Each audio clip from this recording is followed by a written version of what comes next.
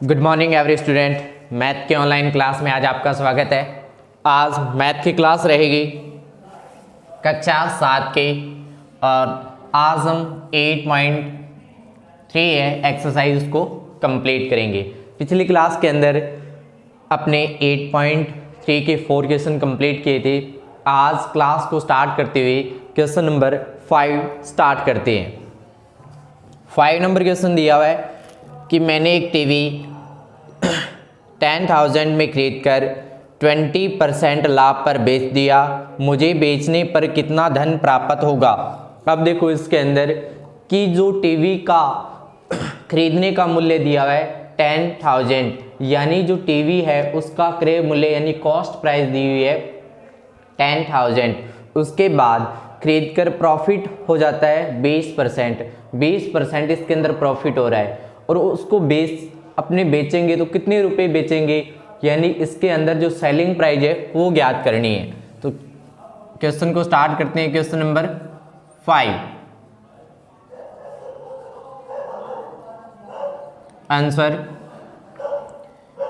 TV का क्रय मूल्य यानी जो कॉस्ट प्राइस है वो है इसके अंदर दे रखी है 10,000 रुपये, यानी जो खरीदने का मूल्य होता है वो है कॉस्ट प्राइस होता है। उसके बाद ये 10,000 रुपये, इस पर 20% होता है लाभ, यानी प्रॉफिट हो रहा है 20% या 20%। अब देखो क्रय मूल्य दिया, उसके बाद प्रॉफिट दिया हुआ है, तो अपने को ज्ञात करना है इस टीवी का विक्रय मूल्य। तो विक्रय मूल्य या सेलिंग प्राइस S.P इक्वल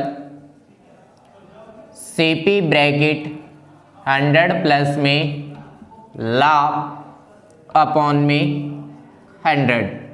जब देखो क्वेश्चन के अंदर CP यानी कॉस्ट प्राइस दी हो और प्रॉफिट यानी लाभ दिया हो और SP यानी विक्रय मूल्य निकालना हो, तो फॉर्मूला होता है CP ब्रैकेट 100 प्लस में लाभ अपॉन में 100। अब देखो इसके अंदर CP यानी कॉस्ट प्राइस की वैल्यू दी हुई है 10,000 और यहाँ हो जाएगा 100 प्लस प्रॉफिट है इसके अंदर 20 अपॉन में आ जाएगा 100।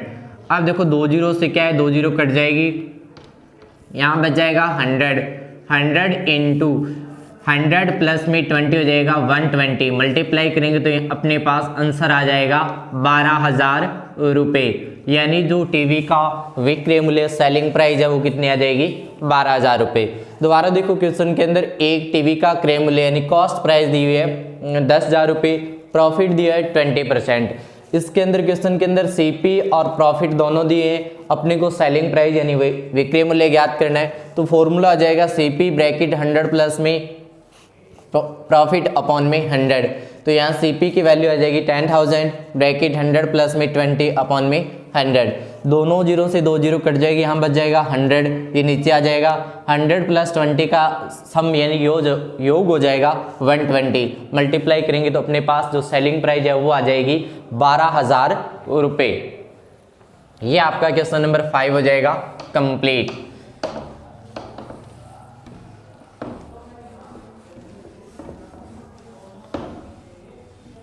उसके बाद है क्वेश्चन नंबर 6।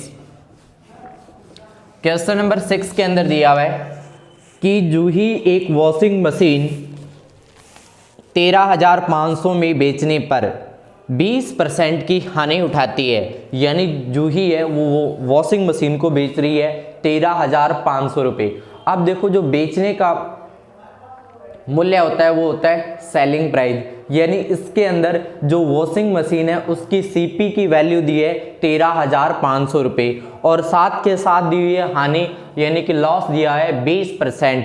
तो उसने वह मशीन कितने रुपए में खरीदी, यानी उस मशीन का कॉस्ट प्राइस यानी कि क्रय मूल्य ज्ञात करना है। Question number 6।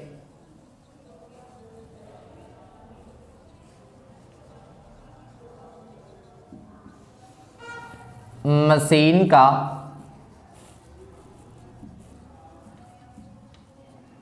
विक्रय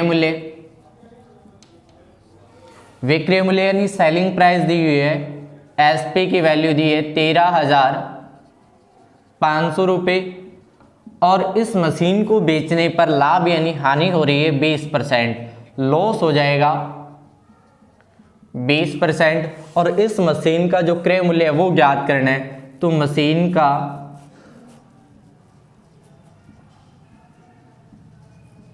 क्रय मूल्य या जो कॉस्ट प्राइस है वो सीपी ज्ञात करनी है। सीपी हो जाएगी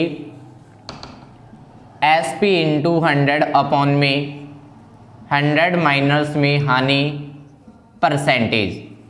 इसके अंदर एसपी की वैल्यू है 13,500 इंटू 100 अपॉन, यहाँ जाएगा 100, उसके बाद माइनस और लॉस दिया है 20%, तो यहाँ जाएगा 20, यहाँ जाएगा वैल्यू 13,500 इंटू 100 अपॉन में 80, काटेंगे यहाँ जाएगा 5 और यहाँ हो जाएगा 4। उसके बाद देखो इसको 4 से काटेंगे तो अपने पास आ जाएगा यहाँ 3 और फिर आ जाएगा इसके अंदर 3, फिर आ जाएगा 7, फिर आ जाएगा 5 इंटू 5 मल्टीप्लाई करेंगे तो अपने पास आ जाएगा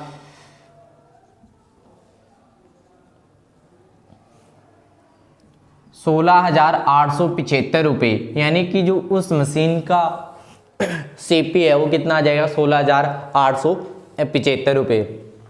दोबारा देखो, जो ही है वो एक मशीन को 13,500 रुपये में बेच देती है, यानी कि जो उस मशीन का विक्रय मूल्य या सेलिंग प्राइस है वो है 13,500 रुपये और हानि यानी कि लॉस है, लॉस दिया हुआ है 20%। तो मशीन का क्रय मूल्य ज्ञात करना है। जब एसपी की वैल्यू दी और हानि दी हुई तो सीपी का फॉर्मूला आ जाएगा CP equal SP into 100 upon 100 minus में लॉस। तो यहाँ सीपी की वैल्यू कितनी है 13,500 इंटू 100 अपॉन में 100 की जगह 100 लॉस दिया, इसके अंदर 20 तो आ जाएगा 20, यहाँ वैल्यू आ जाएगी 13,500 इंटू 100 अपॉन में 80, काटेंगे तो यहाँ आ जाएगा 5, यहाँ आ जाएगा 4, 4 से इसको काटेंगे तो यहाँ आ जाएगा 3375 इंटू 5 से करेंगे तो अपने पास जो सीपी है उसकी वैल्यू आ जाएगी 16,875 रुपये। उसके बाद है क्वेश्चन नंबर 7। चौक पाउडर में कैल्शियम, कार्बन तथा ऑक्सीजन का अनुपात दिया है, इसमें कार्बन का प्रतिशत की मात्रा ज्ञात कीजिए। क्वेश्चन नंबर है 7। क्वेश्चन नंबर है 7 के अंदर फर्स्ट दिया हुआ है, यानी कि एक चौक पाउडर बनाया, चौक पाउडर के अंदर कैल्शियम, कार्बन तथा ऑक्सीजन का अनुपात दिया हुआ है।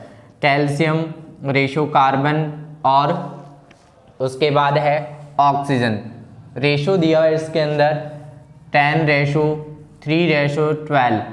अब देखो इसके अंदर रेशो दिया हुआ है, पहले अपने इसके अंदर कार्बन का परसेंटेज ज्ञात करने के लिए जो रेशो दिया है इनका योग कर लेते हैं। तो अनुपातों का रेशो का योग करते हैं तो यहाँ जाएगा अनुपातों का योग, अनुपातों का योग आ जाएगा 10 + 3 + में 12, वैल्यू आ जाएगी 25, यानी जो रेशो दिया है उनका योग या सम आ जाएगा 25। उसके बाद देखो कि मात्रा ज्ञात करनी है कार्बन की, कार्बन की मात्रा ज्ञात करनी है, कार्बन की मात्रा। अब देखो इसके अंदर कार्बन कितना है 3, तो अपने लिखेंगे 3, उसके बाद इनका योग कितना है 25, ये हो जाएगी भिन्न यानी फ्रैक्शन 3 अपॉन में 25। परसेंटेज के अंदर अपने चेंज करेंगे तो 100 से मल्टीप्लाई कर देंगे, यहाँ आ जाएगा 25 इंटू 125, 25 इंटू 4 हो जाएगा 100, यहाँ आ जाएगा 4 और 3 का मल्टीप्लाई हो जाएगा 12%, यानी जो कार्बन की मात्रा है वो कितनी आ जाएगी 12%। दोबारा देखो एक चौक पाउडर है, चौक पाउडर के अंदर कैल्शियम, कार्बन और ऑक्सीजन, कैल्शियम, कार्बन और ऑक्सीजन तीनों का अनुपात दिया हुआ है 10:3 और 12। सबसे पहले जो कार्बन की मात्रा परसेंटेज के अंदर अपने ज्ञात करनी है तो अपने क्या करेंगे, अनुपातों का पहले योग कर लेंगे, अपने पास इनका योग आ जाएगा, रेशो का या अनुपात का योग आ जाएगा 25। फिर कार्बन की मात्रा, कार्बन की मात्रा यहाँ कितनी है 3/25 इंटू 100, काट देंगे तो यहाँ आ जाएगा 4 और 3 का मल्टीप्लाई कितना आ जाएगा 12%। अब देखो कि अपने ये तो ऑप्शन नंबर 7 के अंदर फर्स्ट है, जो आप ऑप्शन नंबर 2 है वो आपको मिल जाएगा PDF के रूप में।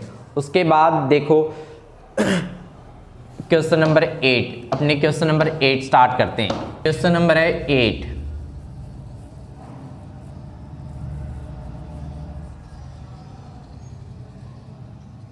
क्वेश्चन नंबर 8 के अंदर दिया अमीना एक पुस्तक 275 रुपये में खरीदकर उसे 15% हानि पर बेचती है। पुस्तक का विक्रय मूल्य ज्ञात कीजिए। यानी पुस्तक है उसकी कॉस्ट प्राइस है 275 और हानि दी हुई है यानी लॉस दिया है 15%। तो पुस्तक का जो सेलिंग प्राइस है वो ज्ञात करनी है। पुस्तक का क्रय मूल्य दिया है 275 रुपीज़। उसके बाद है लॉस यानी हानि दी है 15% और ज्ञात करना है विक्रय मूल्य। तो विक्रय मूल्य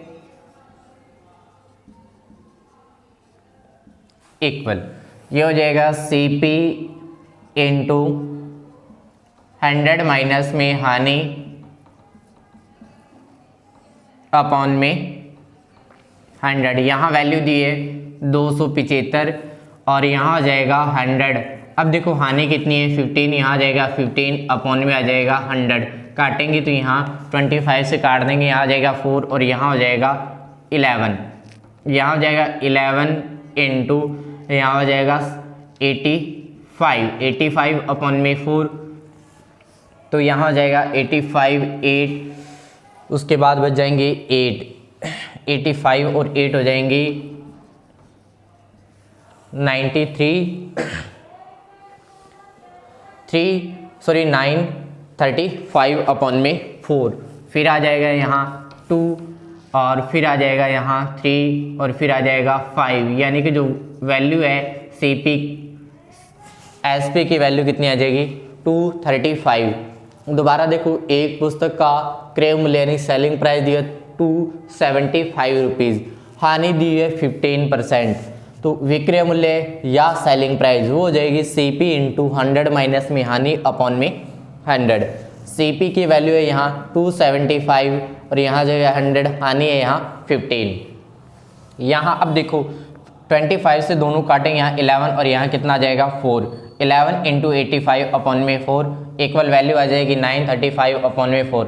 जो उस वस्तु की सेलिंग प्राइस है वो आ जाएगी 235 रुपीज़ और आपका क्वेश्चन हो जाएगा 8 कंप्लीट। क्वेश्चन नंबर 9, प्रत्येक दशा में 3 वर्ष के बाद कितना मिश्र धन देय होगा। मूलधन दिया हुआ है, दर दी हुई है और टाइम दिया हुआ है। अब देखो जो मिश्र धन है वो होता है कि मूलधन प्लस में ब्याज। अब जो धन उधार दिया जाता है वो होता है मूलधन और मूलधन पर जितना अपने पास ब्याज आ जाएगा वो हो जाएगा साधारण ब्याज। मिश्र धन होता है मूलधन प्लस में ब्याज। इसके अंदर 9 नंबर क्वेश्चन के अंदर अपने को मिश्र धन की वैल्यू ज्ञात करनी है। क्वेश्चन नंबर 9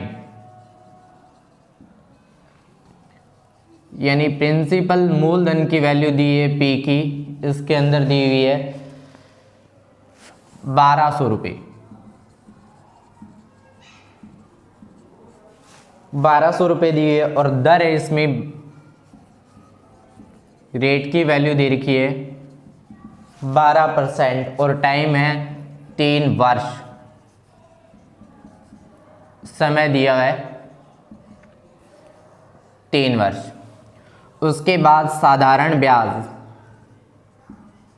यानी कि SI है वो हो जाएगा PR और T।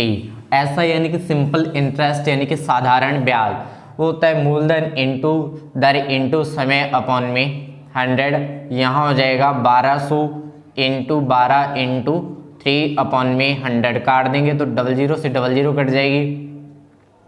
12 और 12 का मल्टीप्लाई हो जाएगा 144 इंटू 3 और यहाँ वैल्यू आ जाएगी 231 और 4। जो उसका जो SI या साधारण ब्याज है 1200 रुपये पर वो आ जाएगा 432 रुपये। अब देखो इसके अंदर ज्ञात करना है मिश्र धन यानी अमाउंट। तो यहाँ हो जाएगा मिश्र धन इक्वल मूलधन प्लस में ब्याज और इसके अंदर जो मूलधन दिया हुआ है वो है 1200 और इसके अंदर ब्याज आया हुआ है 432 रुपये, तो टोटल यहाँ हो जाएगा 1632 रुपये, यानी जो उसका मिश्र धन है वो आ जाएगा 1632 रुपये। दोबारा देखो क्वेश्चन नंबर 9 के अंदर कि प्रिंसिपल यानी कि मूलधन की वैल्यू दी है 1200 रुपये, उसके बाद दर यानी कितनी है 12%, उसके बाद है टाइम की वैल्यू है 3 वर्ष या 3 साल, उसके बाद साधारण ब्याज यानी सिंपल इंटरेस्ट ज्ञात करना है equal principal into rate into क्या आ जाएगा टाइम, यानी मूलधन समय और दर तीनों का मल्टीप्लाई अपॉन में क्या आ जाएगा 100। जब निकालेंगे वैल्यू आ जाएगी अपने पास 432। उसके बाद ये आ जाएगा सिंपल इंटरेस्ट और अमाउंट यानी मिश्रधन होता है प्रिंसिपल प्लस में एसआई, दोनों को प्लस करेंगे तो अपने पास वैल्यू आ जाएगी 1632 रुपये। ये आपका आ जाएगा क्वेश्चन नंबर 9 का फर्स्ट ऑप्शन ए। और आपको जो इसका 9 नंबर का सेकंड ऑप्शन बी है वो आपको मिल जाएगा पीडीएफ के रूप में। के अंदर दिया है 56,000 पर 2 साल पश्चात किस दर से 280 रुपये साधारण ब्याज दिया होगा, यानी इसके अंदर मूलधन दिया हुआ है और समय दिया हुआ है, दर ज्ञात करनी है और ऐसा यानी सिंपल इंटरेस्ट इसके अंदर दिया हुआ है। तो क्वेश्चन नंबर 10,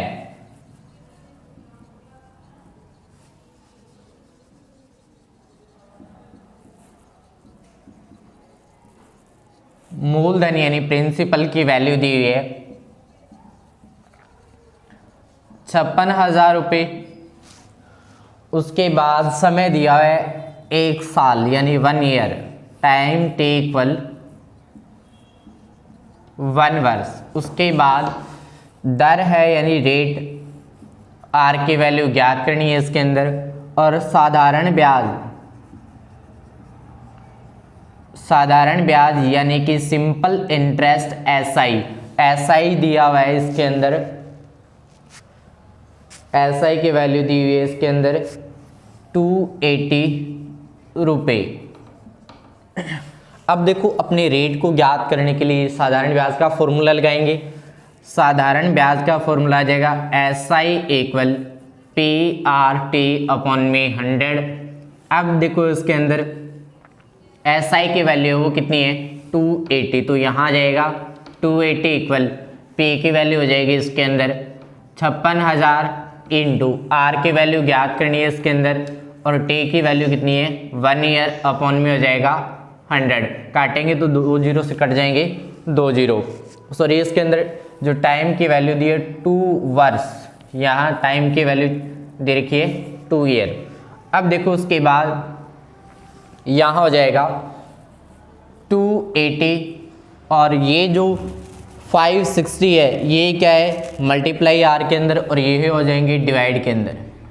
उसके बाद 2 भी मल्टीप्लाई में ये चला जाएगा डिवाइड, इस साइड बच जाएगा आर, इसको काटेंगे तो यहाँ आ जाएगा 2, तो यहाँ हो जाएंगे 1/4 इक्वल में आर, और 1/4 होता है 0.25%, जो रेट है उसकी वैल्यू आ जाएगी 0.25%। दोबारा देखो क्वेश्चन नंबर 10। क्वेश्चन नंबर 10 के अंदर दिया हुआ है मूलधन यानी कि प्रिंसिपल की वैल्यू दी है 56,000 रुपये, उसके बाद टाइम यानी समय दिया हुआ है 2 ईयर यानी 2 वर्ष, उसके बाद रेट यानी दर ज्ञात करनी है, और साधारण ब्याज यानी सिंपल इंटरेस्ट दिया हुआ है 280 रुपये। उसके बाद देखो अपने फॉर्मूला लगाएंगे SI equal P R T upon में 100। इसके अंदर एसआई की वैल्यू दी है 280, पी की वैल्यू दी है 56,000, उसके बाद आ जाएगा आर रेट और टाइम आ जाएगा 2 अपॉन में क्या आ जाएगा 100। 2 जीरो से 2 जीरो कट जाएंगे, और अब देखो ये 560 है ये आर के मल्टीप्लाई में है, ये 280 के चले जाएंगे डिवाइड के अंदर। उसके बाद ये 2 आर के मल्टीप्लाई में, ये भी कहाँ आ जाएगा डिवाइड के अंदर। काटेंगे तो यहाँ आ जाएगा 1 और यहाँ आ जाएगा 2, 2 और 2 का मल्टीप्लाई हो जाएगा 4। 1/4 की वैल्यू होती है 0.25%, यानी जो इसके अंदर रेट है वो आ जाएगी अपने पास 0.25%। और आपका क्वेश्चन नंबर 10 हो जाएगा कंप्लीट। क्वेश्चन नंबर है 11। मीना ने 9% वार्षिक दर से 1 साल यानी 1 ईयर पश्चात 45 रुपये ब्याज के रूप में दिए, तो उसने कितने रुपए उधार दिए। इसके अंदर अपने को प्रिंसिपल यानी मूलधन ज्ञात करना है। तो स्टार्ट करते हैं क्वेश्चन को। मूलधन प्रिंसिपल की वैल्यू ज्ञात करनी है, इसके अंदर टाइम दिया हुआ है समय 1 ईयर, और इसके अंदर रेट दे रखी है 9%, आर की वैल्यू हो जाएगी 9%, और साधारण ब्याज हो जाएगा सिंपल इंटरेस्ट, एसआई की वैल्यू हो जाएगी इसके अंदर